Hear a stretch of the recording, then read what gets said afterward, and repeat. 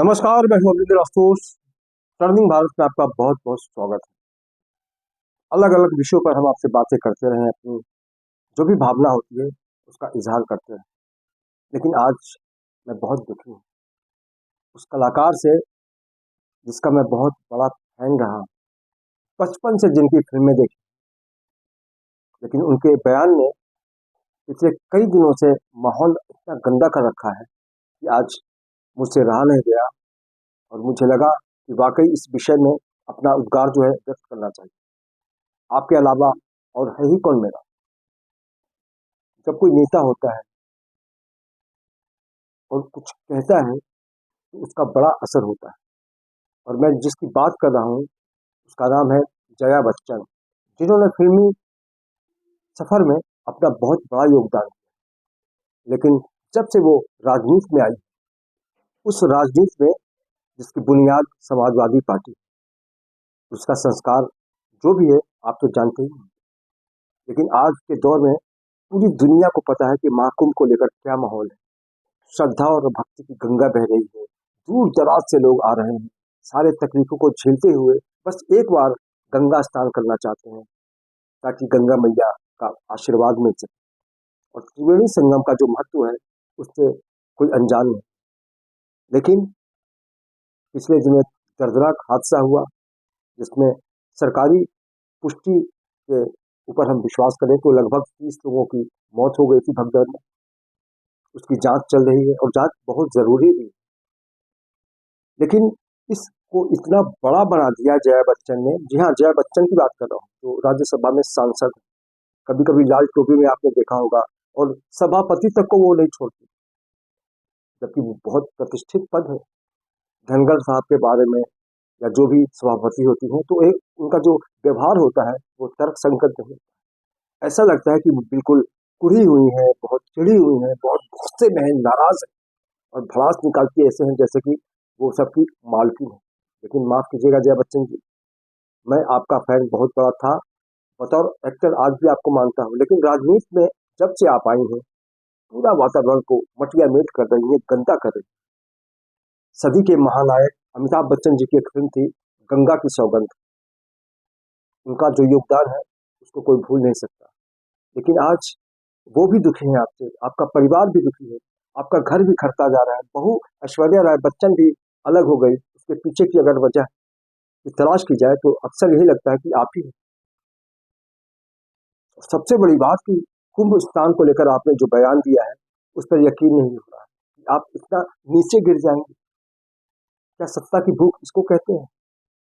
जिस समाजवादी पार्टी ने रामलला के भक्तों पर गोलियों की बौछार की थी, पूरी जमीन लाल हो गई थी, आज उसी का प्रतीक आप लाल टोपी पहनकर जब आती हैं यदा कदा और अपनी भावनाओं को इजहार करती हैं, अपनी भावनाओं से का अ, सम्मान करते हुए जो इजहार देते हैं, जो भी बोलती है हम लोग सुनते हैं उसको।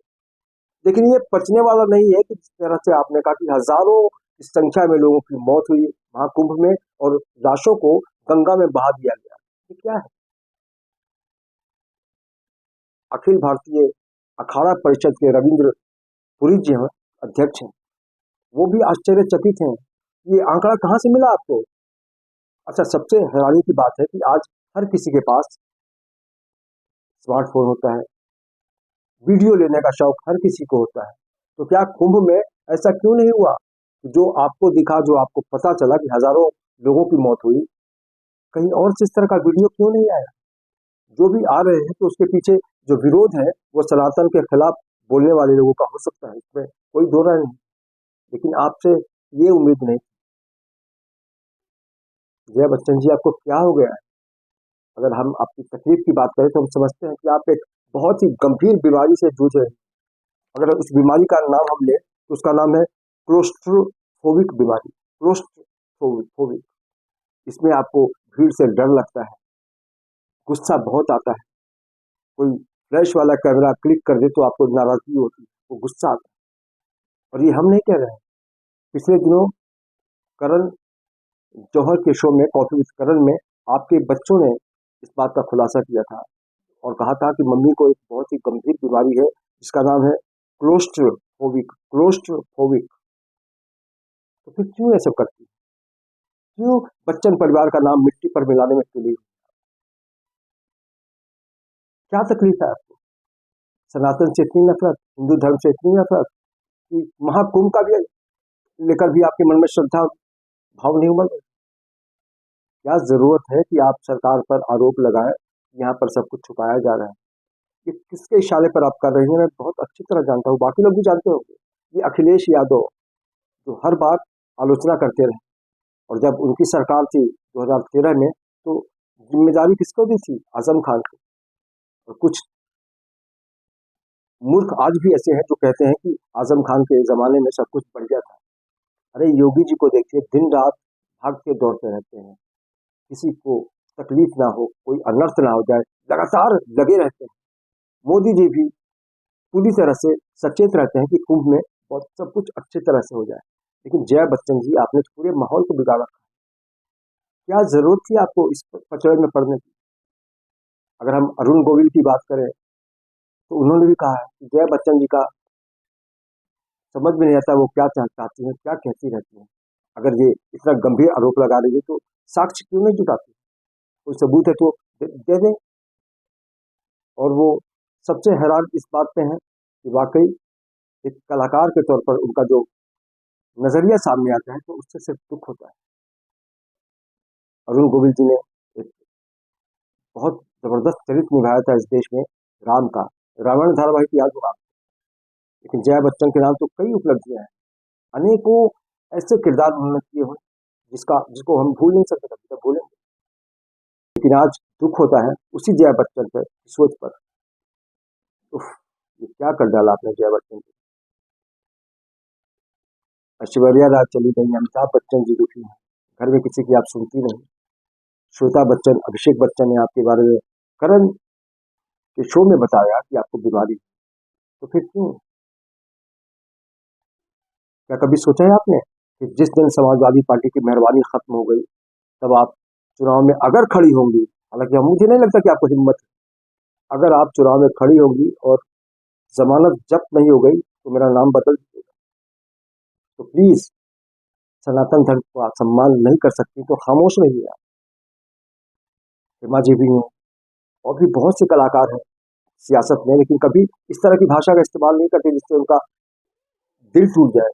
किसका दिल? फैन का, जो आपको चाहता रहा है और चाहेगा भी कलाकार के तौर पे।